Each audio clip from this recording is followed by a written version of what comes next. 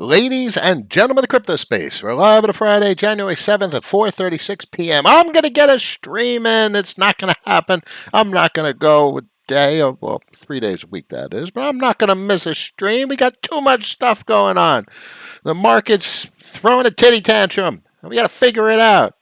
So I have the things that I've done. I've had the strategy and the ideology that I've executed, deployed, that I've talked about, that we've talked about, how to approach the volatility in these markets, how to approach the vast array of asset types, asset riskiness in these markets.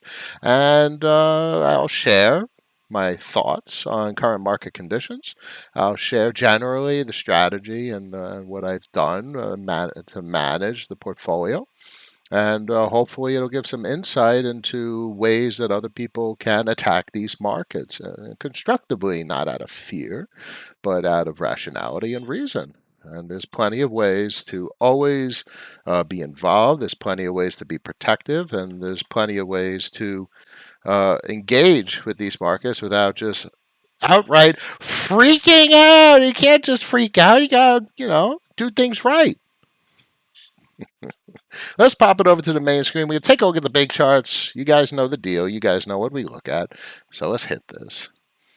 So Curve had a depreciative impulse, but when you zoom out, the chart is obviously in a significant uptrend. You're above the TWAP on the daily.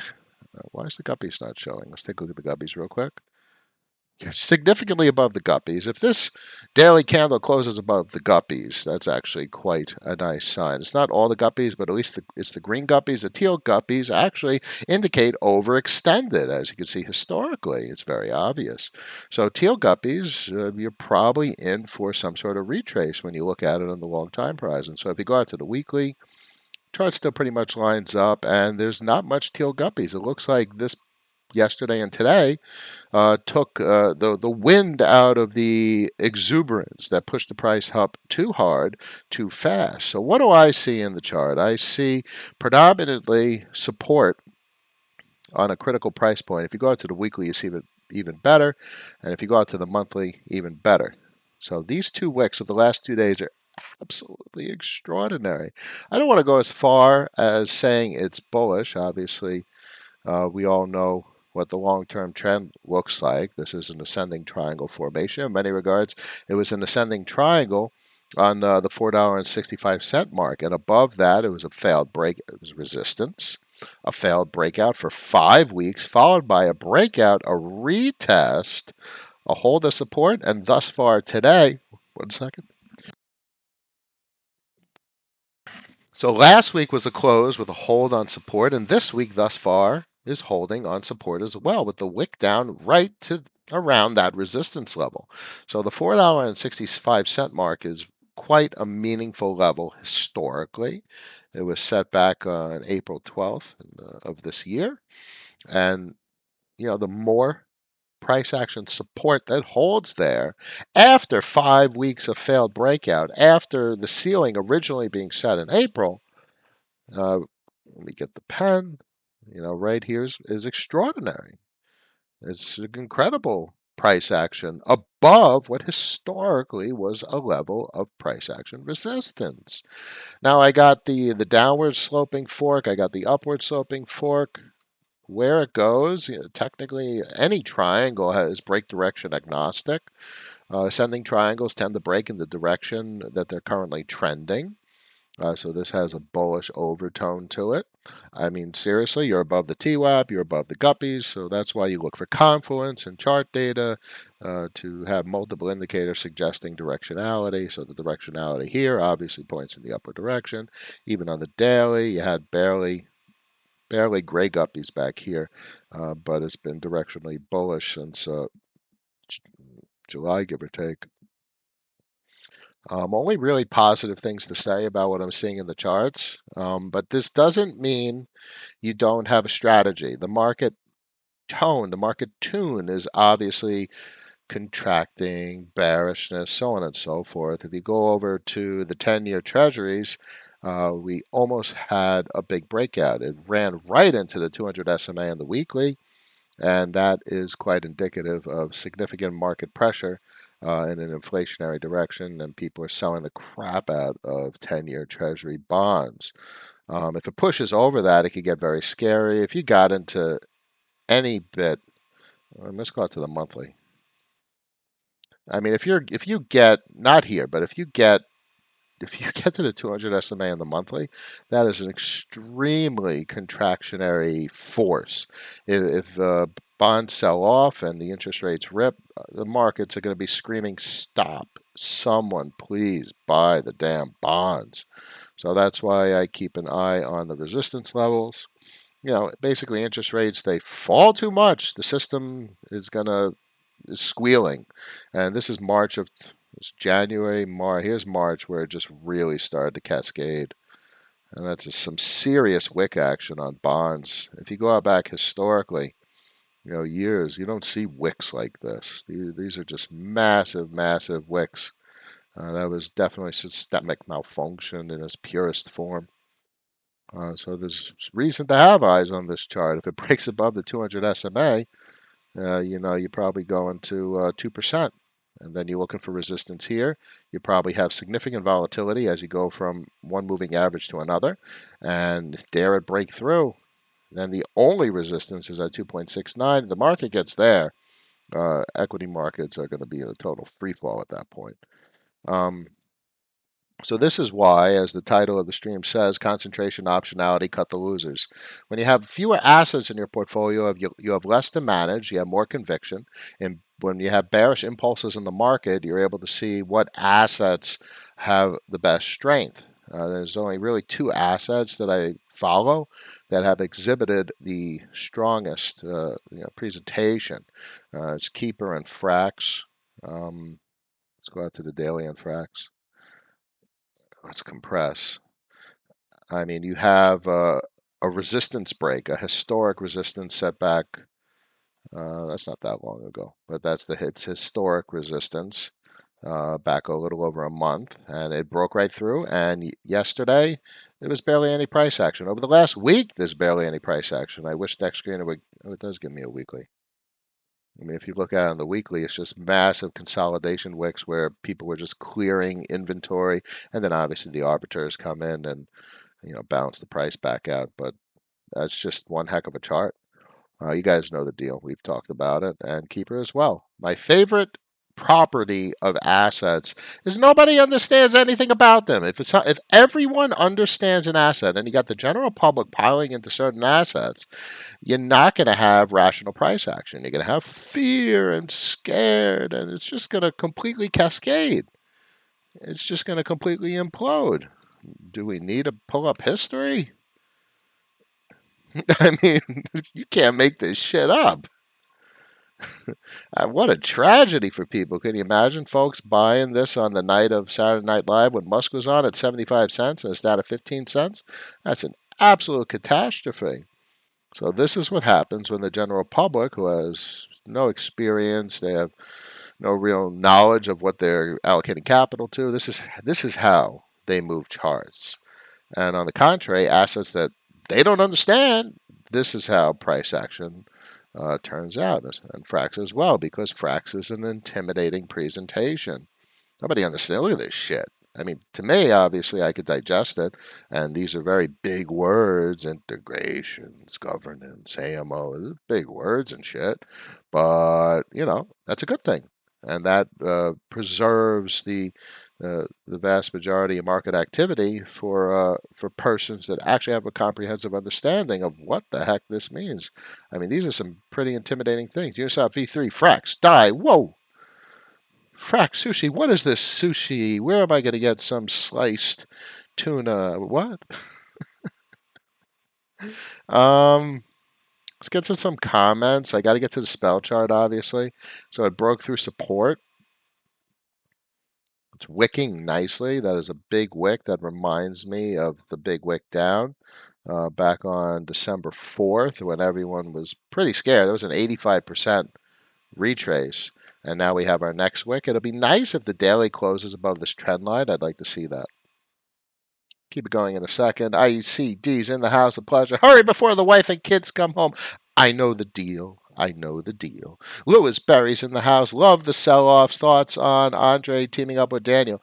Um, so there's my optionality. I cut losers and I concentrated the crap out of the portfolio, and I have liquidity, and I will be participating likely in whatever Andre and Daniel came up with. I've read the tokenomics, done my due diligence, and assessed the position size that I'm willing to allocate, and I am thoroughly impressed with the tokenomics. To me, it's a combination of the manifestation of Curve and Convex, because obviously Curve has, unto itself, it's a failed monetary policy. It's hyperinflationary, just a pure failure.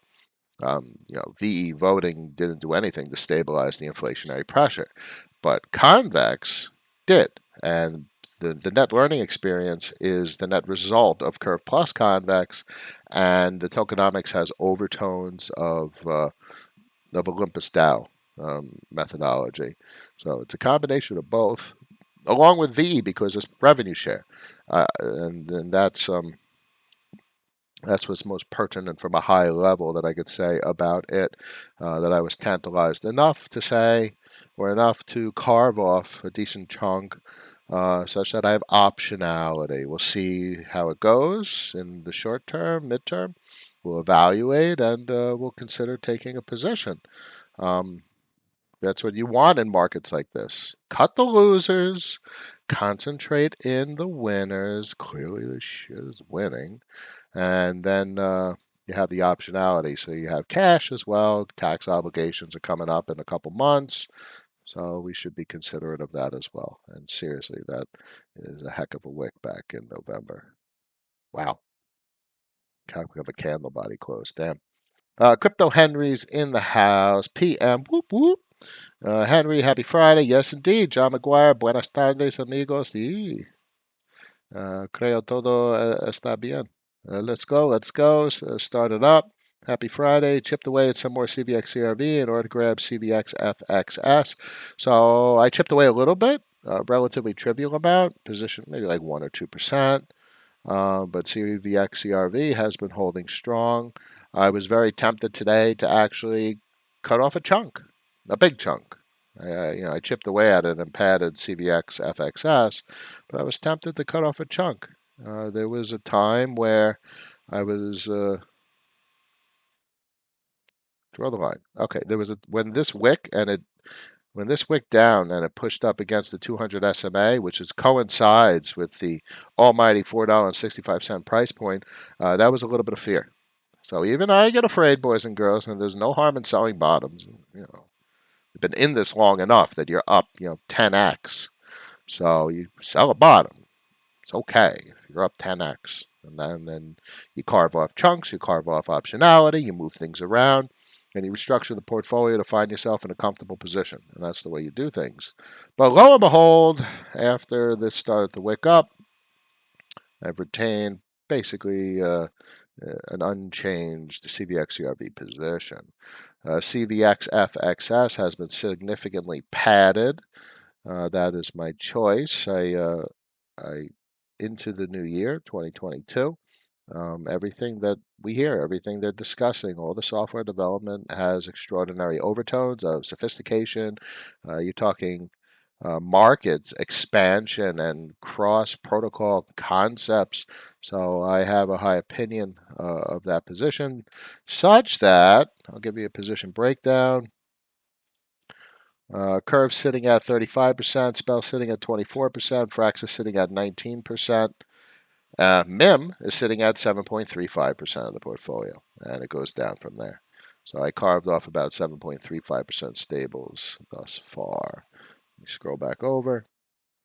Niffy's in the house. Larry, Patrick, happy Friday. Niffy, are you going to get involved in the Andre Danny? Yes, I am. How do you interpret phone outperformance in recent downturn? I don't know what phone is, my friend. I do not know. Larry, thank you. Alex, hey Noah, would you mind explaining IrisNet? Okay, so IrisNet is a Cosmos hub. It's integrated into the BSN. Look it up on Twitter, the Blockchain Service Network, which is basically the Chinese business conglomerate that's bringing in powerful blockchains to provide services and functionality for the entire country. It's an extension of the Chinese government, given how the Chinese government interacts with its largest corporations, and the largest corporations in China are responsible for the creation of the BSN. BSN? Yeah. Damn, I messed up my chart. Let's go back to spell. Spell USDT. No. Oh no. Um, I know what to do. I have it saved. Reload. Hello chart. So the BSN, if you go down to BSN partners, look who created the BSN. The State Information Center, China Mobile, China Union Pay, and Red Dot Tech. It's the Chinese government. That's the way China operates. Holy crap. So the BSN is just a massive concept. They're building uh, cryptocurrency, blockchain centric products and services for the, the country of China. And what's integrated? It's IrisNet. It's not Cosmos Hub, not Cosmos. It's IrisNet, which is a Cosmos Hub, which basically means there's IBC, which is interblockchain communication.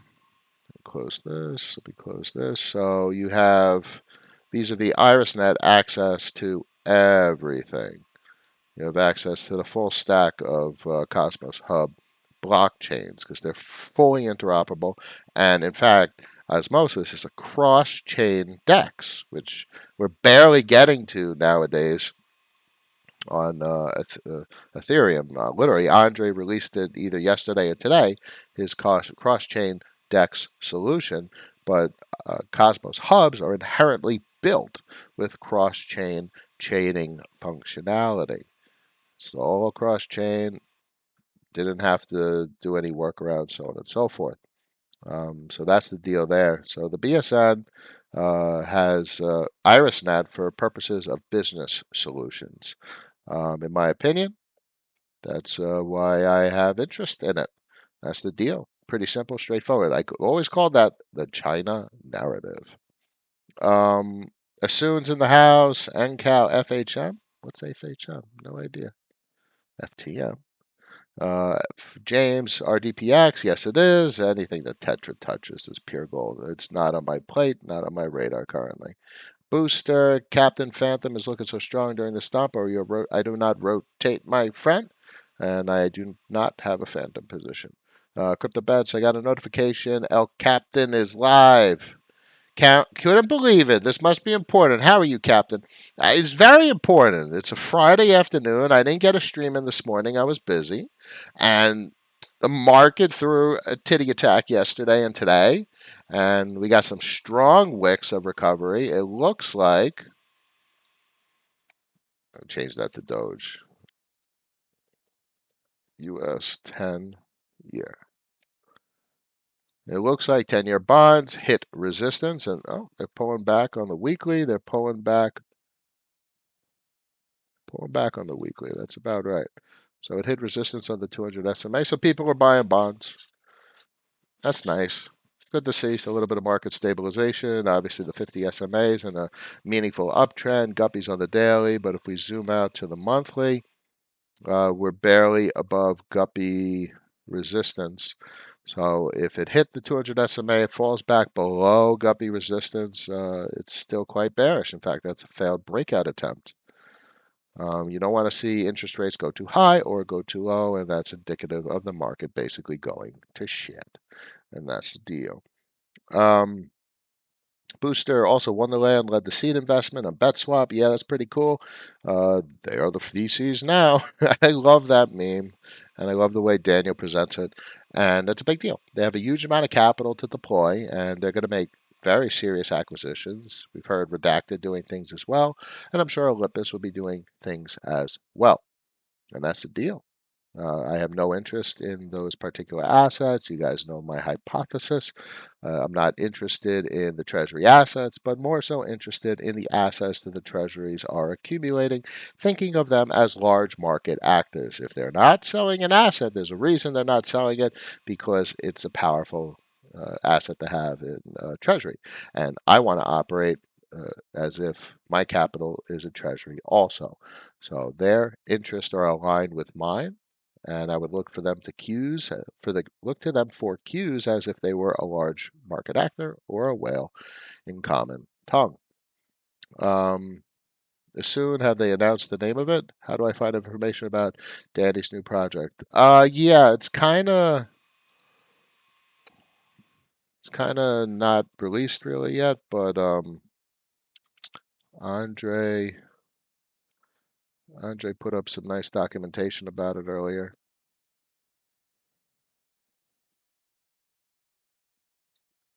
Looks like the name of it is Solid. So here's your tokenomics. Very nice. It's got VE, it's got revenue share, permissionless pools, Jesus. Everything that it describes. Yeah, he basically describes VE 3.3. Um, inversely proportional relationship between emissions and lock percentage, um, which is very much just like Olympus. They're NFTs, so they're portable VE positions, non fungible, which is considerate of how Uniswap did their implementation. Um, where where is it? Here. Our goal is to ensure the VE lockers are never diluted, so it has a rebasing quality to it. Basically, everything about this is a combination of Curve, Convex, and Olympus DAO. It has those tokenomics written all over it. Um, Convex Curve because of the VE revenue share, permissionless pool, so there's going to be cash flow. Not really convex, I guess. I guess it's the curve convex. Not really, because emissions are inversely proportional to lock percentage. So that's very Olympus DAO. The rebasing is very Olympus DAO. So this probably has more in common with the tokenomics of Olympus DAO, except there's the revenue share component, and the VE is what makes it have the curve overtones, being that they were the first real one with a revenue share component. So that's my sentiment on this. I think the tokenomics are astounding, and I'm extremely curious. Tyler, no, my man, good to see you. Afternoon. Always a pleasure. I'm running on fumes right about now. I don't know how I'm doing the stream personally. Andrew's in the house. Dan, always a pleasure. Liv W. Dr. Funk, my kids are out now. This is how I spend my evening. That's the deal. Bought my first position of Curve DO. Um, Speculative, risky, but this could be a bottom. It's nice price action on the 4 hour. You're seeing higher, higher lows, and you got lower highs, so you have a bit of a flagging pattern. So that is technically a bear flag. Not going to get into drawing things, but there's reason to hope that it's appreciative and it goes up rather than down. So it's technically a bear flag. We do the best we can. Oh, draw. That's a decent bear flag, actually. So careful. Watch your position size. Don't be too aggressive.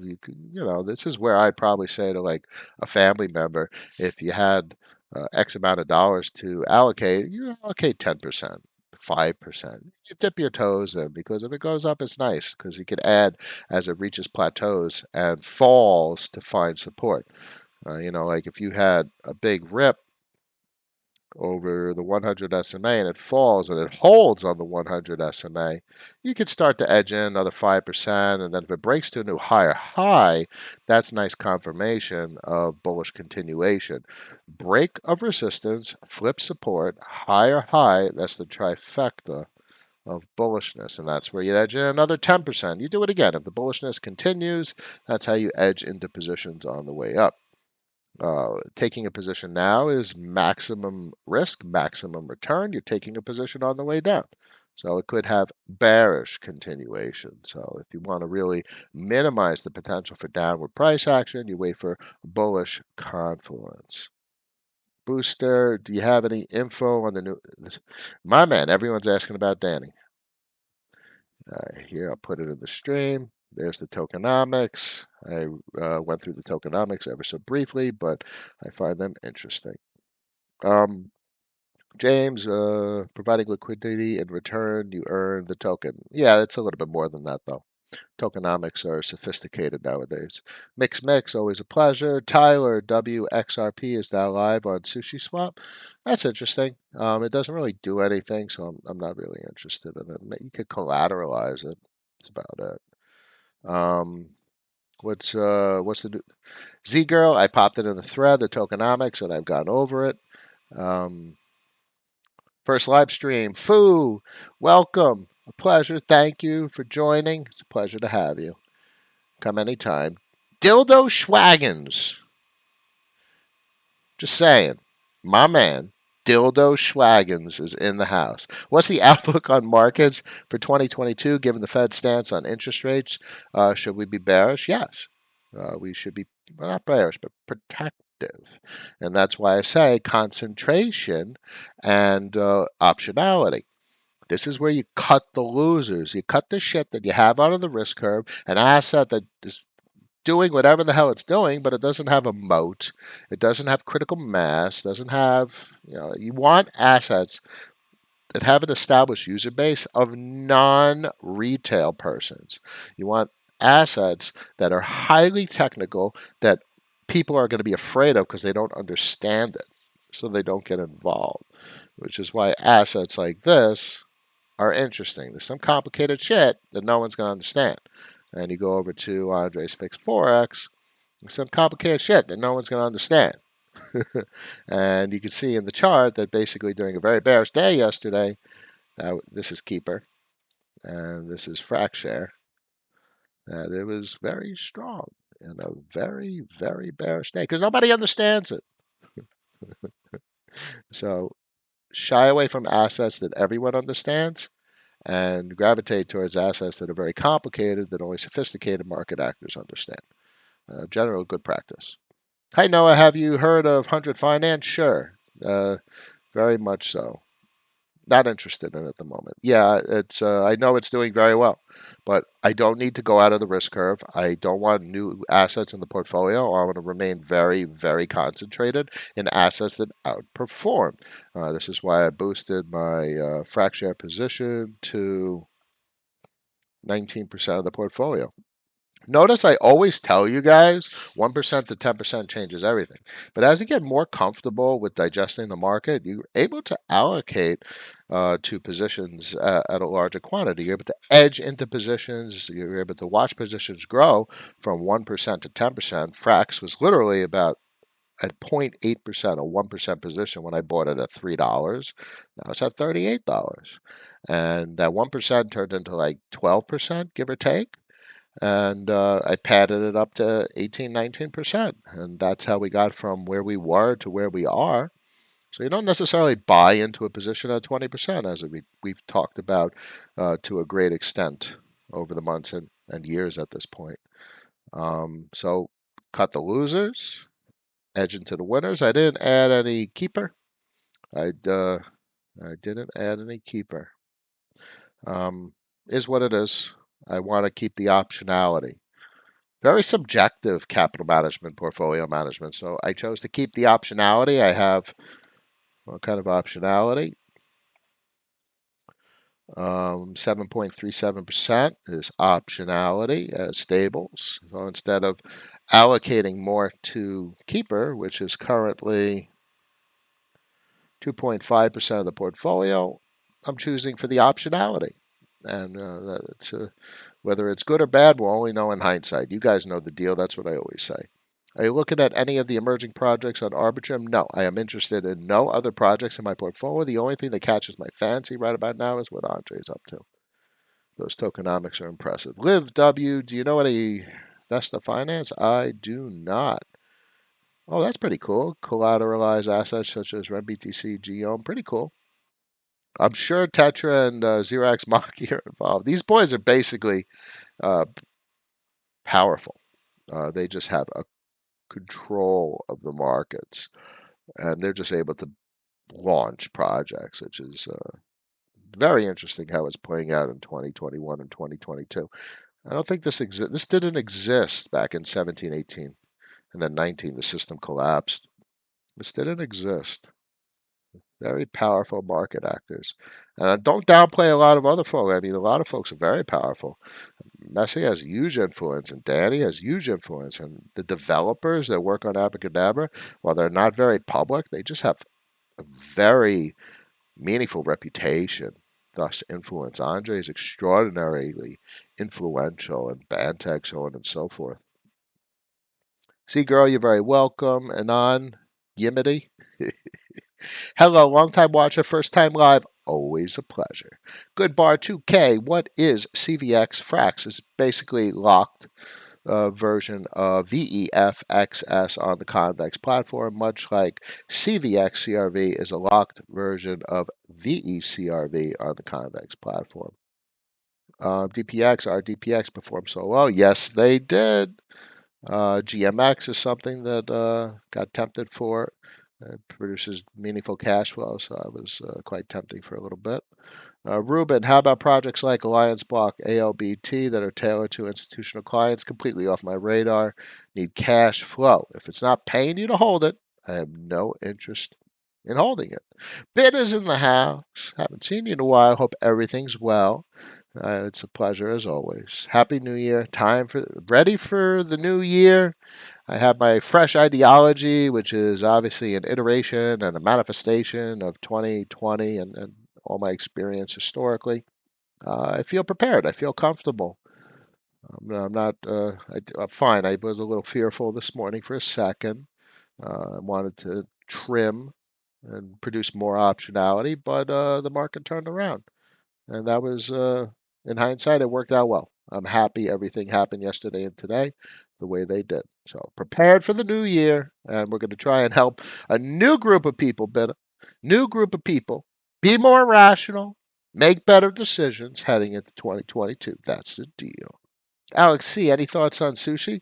Um, yeah, it doesn't have revenue share, but incorporation into Frog Nation is meaningful. So I have a position. Sushi is sized at 1.76%. Luke, so how do you wait, Alex? How do you handle risky, no yield component position size? If you don't have high conviction and it doesn't fit the narrative of cash flow the way I like that, you size it as a smaller position. That's it. Hello from Australia. Thank you for your perspective. You have helped me greatly. It's much a pleasure and humbled. I'm humbled to have helped. Luke, is Toke on your radar? Sure. Can't own everything you want to own. So this is a perfect example of that. Albeit the sushi position is cranking out some nice Toke. Let's take a look. Am I connected? Show me the Toke. I know I got a little something. It's my sushi balance. I guess it's mid-cycle. I don't know. There's probably about 18 Toke in there, which is pretty cool. So it adds up. Nothing to complain about. Let's see what sushi's cranking out. Sushi's cranking out 30%. That's pretty cool. That's pretty cool. So that's where I parked my sushi. Um, Andrew, does anyone know if CVX has plans to launch on Phantom? Yeah, probably not. Probably not. Bear in mind, Convex, Curve, a lot of assets and revenue streams are not necessarily the best with small positions. So when Ethereum gas costs are too expensive, it's probably an indication you're going to have to go out on the risk curve. And I always give much thought to how to advise smaller portfolios. You're going to have to go out on the risk curve, but you're going to have to do it on other chains, Phantom, Avalanche, so on and so forth. But you want to do that exploration of the risk curve with small percents of the portfolio. 1% to 10% changes everything. And in the crypto space, there's a lot of more than 10%. 10%. You can get 100x on the money in some of these assets. So just be very selective, watch the narrative, and you're probably not going to get cash flow on the smaller position, not meaningful cash flow. But you still want to focus on assets that have the narratives that we talk about, that don't have large retail participation, that offer cash flow, because if an asset isn't paying you hand over fist to hold it, it's going to sell off, and it's going to sell off hard. Want assets with solid tokenomics. You got to watch the inflation. Got to make sure there's deflationary pressures. Otherwise, the depreciation is going to drive it right into the ground. So that's the deal. It might be the case that convex is not for you, and that's okay, because uh, can't own everything you want to own. I'm just throwing that out there. You guys know I'm a contrarian in many regards. X30 sushi is interesting asset to pick up still. We'll take a look.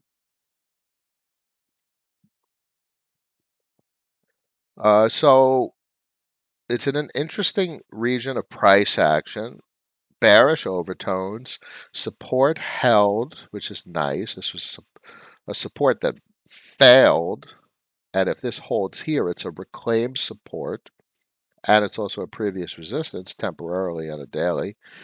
Previous resistance, flip support. So you want to see this candle body close above that price point, and you really want to see it break above this top green line and fall back down to turn it into support. So that was a previous failed support that hopefully will eventually hold as support. And then you could have more confluence suggesting bullish continuation. So, you size the position accordingly. It's a nice position. It's heavily depreciated. The narrative is really Frog Nation, no doubt. You size it 1% of the portfolio, and you don't overextend. You don't have an irrational position size, because we have no idea the directionality of it. And even if you knew the directionality of it, rationality dictates you size it properly. You don't go too far into an asset. Um, Andrew, and from what I've heard, Noah says CVX is the cash flow machine coupled with Curve.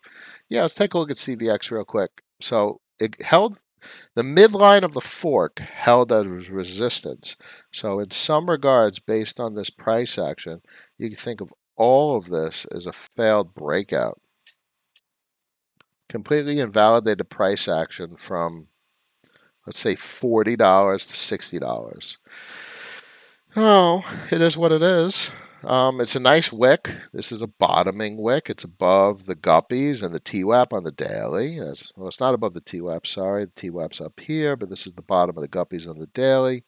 Let's take a look at the weekly. So it's clearly above the TWAP on the weekly, which is basically the same for Curve as well.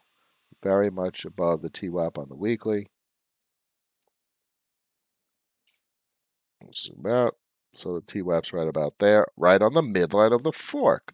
So it's very interesting how geometry plays a part a lot in understanding price action movements, because a lot of times price action, the chart pattern up and down, follows geometric patterns, which is pretty cool.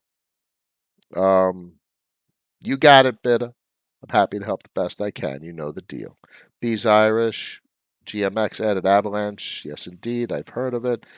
I've heard that they did that, and I'd be tempted to take a position. I know folks that are taking very large multi-million dollar positions in it, and I get tempted, but I don't need to. I don't need to. I'm very comfortable with the potential trajectory and future with the assets I currently have in the portfolio, and I'm not overly inclined to extend into that asset. You get tempted all the time. It produces cash flow, but I'm currently a little bit more tantalized about what Andre's cooking up. Caesar, what are your thoughts on Bank RB3? Good thoughts, very good thoughts. They have a historic team and a impeccable track record with regard to security and stability. So very good thoughts. Historically, their price point gets very bullish and gets hammered, totally gets hammered. Um, that's just what it has done. The technology described in Bancorp V3 is refreshing as always. So I have a high opinion of what they're building. It is revolutionary as the team says it is. Very impressive. So how have I handled it? I have a historic Bancorp position sized at 0.31% of the portfolio. 0.31% comes 5%, 10%. I'm a happy camper, baby. That's the name of the game. Re Retiree, my man. Hey, Noah, have you looked into 100 Finance?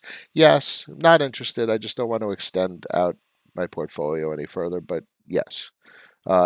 It's got to have pumped immensely. So I wouldn't buy anything that's up big.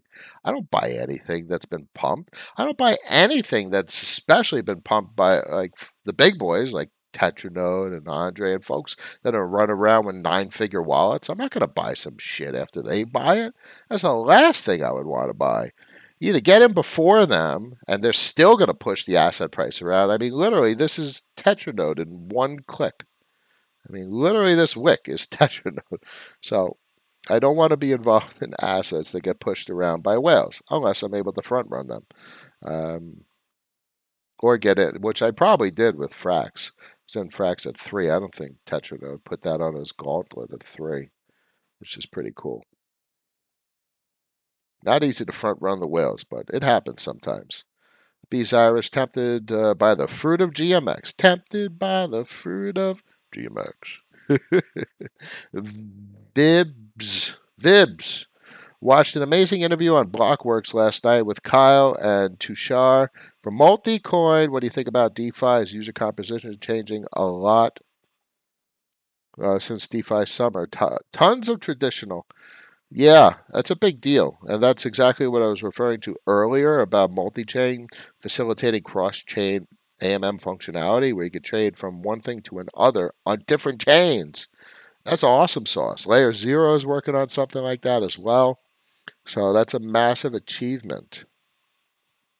Or is that multi-coin? Am I completely wrong? Did I just talk about multi-chain and you mentioned multi-coin? Damn, it's been a long day. I have no idea if what I just said is relevant, but anyway, that's what I said.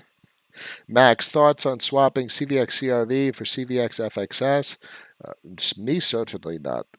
Is that why you're not buying Dopex? Yes. So Dopex is Tetra. I'm not going to buy the shit that he owns basically outright. Certainly not. People are easily influenced on social media and Twitter. And when I see his tweets about it, the last thing that comes to mind is buying it. I'm curious of what he's doing. He's so powerful and all, but I'm definitely not interested in buying it. Francesca, I found it at 0.75. Was wondering what your thoughts of it long term. Which asset? I'm scrolling up to see where you said. I don't see where you said what asset you're talking about, Francesca. Sorry. VIBs players are here. They have access to low interest rates and lots of capital and are yield farming and selling rewards ASAP. Oh, so they're turbo farm dumping. Okay. Protocols that focus too much on liquidity mining will die. Yeah, protocols that focus on turbo farm dumping are going to die too. That's called pool 2 or flawed tokenomics, hyperinflationary decay. We all know how it turns out. You've all probably had like a 5,000% yield farm experience at some point, and they just die. Yak is on Avalanche and a lot of others. They just die. You need significant deflationary pressure. You need sophisticated tokenomics in order to counteract inflationary emissions. Even if there's a max supply, it means shit. You know, Bitcoin is transitorily inflationary. It's decaying inflation. That max supply doesn't mean shit in 100+ years. Every day, there's more and more of the asset in circulation. So that's meaningful. So there's an inflationary pressure on the asset that's decreasing over time, decaying inflationary, so it's disinflationary. But that's meaningful to consider and how you look at the tokenomics of a particular project. With W, what's more interesting is all the DAOs and other protocols that want to be involved with DPX very much. So this is out on the risk curve. I do not need to head in that direction, but that is meaningful. Protocol synergy, especially protocols that are consuming other protocols, make me want to have a position in the asset that's being consumed. So when redacted is sucking up CVX and CRV and FXS, I don't want to own Butterfly. I want to own the assets that they are taking out of circulating supply. So I consider the treasury assets more often than not a red herring. Oh, 100 finance, Francesc. 0.75. I have no idea. It's not something I've looked into. It has probably good qualities from what I hear. It's just something that's off my radar. Watch emissions, watch inflation, watch deflation, watch the market actors. Um, Make sure it's not popular by the general public. Things that are popular by the general public tend to be ridiculously volatile because as fear sets in, the general public can't handle fear. They're going to dump the crap out of it. And I'm not going to find any charts right now that are good examples, but that's just what happens. You want to find sophisticated assets that are not being considered by the general public. Not, I'm not comparing DPX to Doge, but with this shit, this is what happens when the general public gets involved with crypto assets. And it's all throughout the history of the crypto space that you see this. So. Dan, yep, peak AVAX degen yield farm days were fun until they weren't, right? Because that shit turns against you real quick. And if you get in the wrong position at the wrong time, it's crushing. So, Dan, my man, listen, how do you think I got to where I am? I know exactly what you did. I know why you did it, and I did it too. We've all done it until we learn how to do it better, until we start having these rational conversations and figure out how to attack these damn markets with rationality. Woo! Dan's getting me all fired up at 5:30 in the afternoon. Shisha, guys, has to be holding strong around point 0.3. Let's take a look real quick because I still have a historic Geist position. If it's holding at point 0.3, that's nice to see. Crank it out a little bit. I got still 64 chips still in there. It's kind of off the radar. I don't even tabulate that part of my balance because it's locked. When do these locks expire? February, end of March. Okay, couple of bucks, 2 grand a week. Not going to complain. Yeah, this was probably, you know, I rushed this. Probably took too large a position. I probably shouldn't have taken this position. I knew what was going to happen. But I saw that 1,000+%, especially on Blizz. That was cranking out like 5,000% returns. And we see how Blizz has been completely annihilated. So I knew how this was going to turn out. And I did it anyway because I trusted my gut. And yeah, your gut's going to lead you in the wrong direction. Tokenomics hyperinflation is crushing of the price point. But Shisha, relieving to see the price point stability at 0.32. I've seen it at 0.32, 0.33, 0.34 for quite a while, which is nice. And if it finds a floor, that's actually meaningful. That should be meaningful. Max, when will a number go up again? All right, let's see. If Bitcoin closes above 42, Bitcoin closes above 42, that'll be nice to see. If Bitcoin it needs to stay above 39.5, 39.6, that's mission critical. And you really want to see the market stabilize. You're gonna watch 10-year bonds. This needs to stay below the 200 SMA on the monthly. It needs to. That was the 50 SMA on the monthly. That's the 50 SMA. The 200 SMA is way up here, 2.7%. It needs to stay above the 200 SMA on the weekly. Let's see what's on the daily. Nothing's on the daily. It's a bullish trajectory. So this is what scared me today. Look at that. It's closing without making a fresh higher high. But this is clearly an ascending triangle formation on the daily. You see that? And the ceiling. So it needs to hold this ceiling. It's a bullish pattern formation. This breaks out towards 2.5%. It's going to be crushing of markets. So this is where the optionality comes in. Let's wrap it up. Max, a pleasure. Dan, it worked on Trader Joe. That's about it. Well, LP positions are meaningful. The problem is exposure to the volatility of the principal components, and they could be quite volatile. You guys know. Stephen, thank you. I really appreciate it. I'm exhausted. I don't know how the hell I'm getting this stream out. Did you take your position in LQDR at any point? No, I did not. Liquid drivers clearly appreciated significantly, and that's not something I'm going to take a position in unless I get completely hammered because the price action getting completely hammered does not necessarily invalidate the narrative for the protocol. So I'm not even looking at it for an entry, honestly. So that's how I'd look for an entry. Uh, there's plenty of reasons to not buy an asset that's good because it's up and you missed it. And that's okay. You can't own everything you want to own. Stephen, don't stop incoming because that's what we do as incomers, even on a Friday afternoon after 5 p.m. RJ, for smaller accounts, does it make sense to go into things like DPX or GMX that are farther on the risk curve?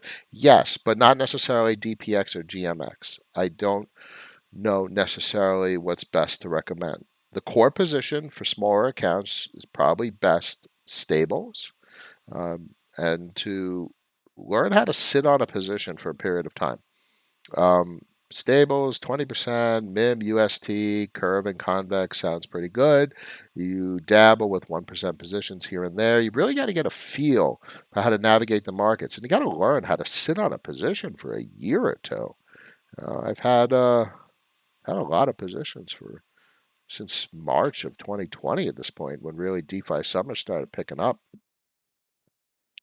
Been an interesting couple of years, ladies and gentlemen. Been an interesting couple of years, and I look forward to spending this time with you 3 days a week for the rest of eternity. Friday, January 7th, 5:28 p.m. Thank you, everyone, for joining me. As always, tell everyone to subscribe. After party on Discord with the most rational community in the crypto space. I got to hit up these Ask Viz ASAP, but you know the deal. I will do it. I wish everyone a good weekend. I will see you next week. Peace.